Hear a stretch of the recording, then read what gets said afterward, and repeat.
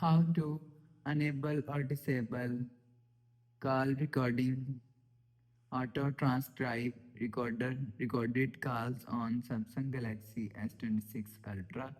So let's start the video. First of all, go to app library. Now here, so click on phone app. Now here, so click on this three dot icon and click on settings. So after click on settings, so scroll down and click on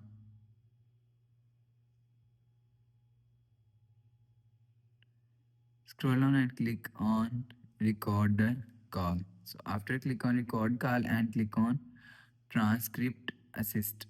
So after click on transcript assist, so you will see call recording auto transcribe recorded calls is here. So if you want to enable auto transcribe recorded calls, so turn on this button. So after turn on this button, you will see auto transcribe recorder calls is enabled. So if you want to disable auto transcribe recorder calls, so turn off this button.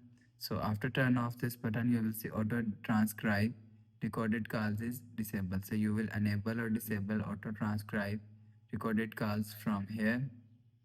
So after the process, go back to home screen, refresh form. So that's how you can enable or disable call recording auto transcribe on Samsung Galaxy S26 Ultra. So if you like the video, please subscribe. Thanks for watching.